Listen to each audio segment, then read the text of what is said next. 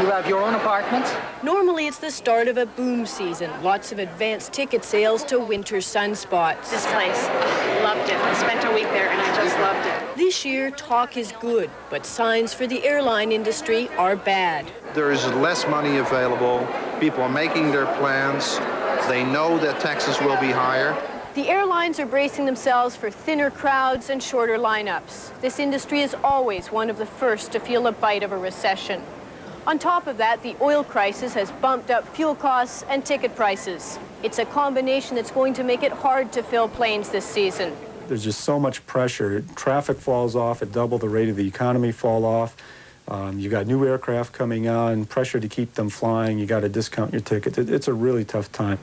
Small airlines multiplied like crazy throughout the 80s. When Victor Pappalardo launched Toronto-based CityExpress in 1984, he thought he had a moneymaker on his hands. We're sort of stuck between a rock and a hard place on this one. But when creditors came knocking this summer, he had to sell half his fleet.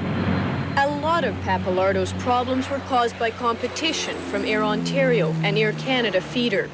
He says higher fuel costs aren't helping him get back on his feet, but the slow economy is doing the most damage. Already, fewer people are buying tickets. It's going to be a tough grind for everybody.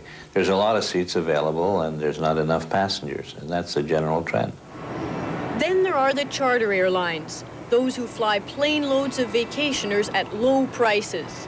Many of Canada's charter companies have already gone under. Holidair and Minerve Canada stopped flying last December. A month later, Vacation Air and Points of Call went under, followed by Crown Air. And Odyssey went into receivership last April. Now Worldways, Canada's oldest and largest charter airline, is in a serious cash crunch. So serious it had trouble paying for fuel 10 days ago. Charter airlines are the most vulnerable to soaring oil prices because the seats have been paid for months in advance. Okay, based on double occupancy, the rate is $369 and the additional $20 fuel surcharge. But people booking charters now are paying extra for fuel, and those higher prices are deadly in a business that works on large volume and low profit margins.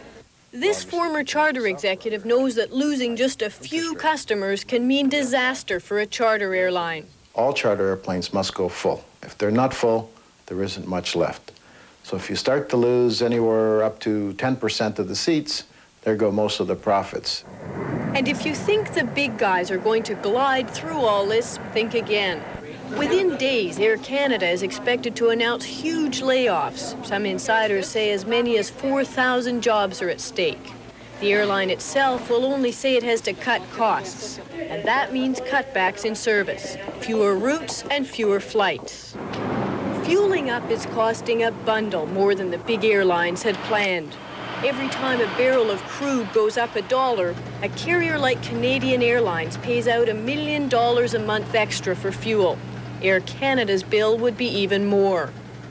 And there are bigger costs coming. Both Canadian and Air Canada have ordered fleets of new planes. There's something new in the sky. I never dreamed of an airplane like that. Air Canada's busy promoting its new planes, $2 billion worth. Canada Airbus A320. But when they arrive, they have to be paid for out of shrinking income. Michael Trethaway, an industry expert at the University of BC, says the airlines don't learn. Unfortunately, this is a pattern we've seen throughout the entire post-war era in the airline industry. They place the orders when times are good, and they take delivery when times are bad. And when times are bad, they can't fill those planes, and they suffer tremendous losses as a result.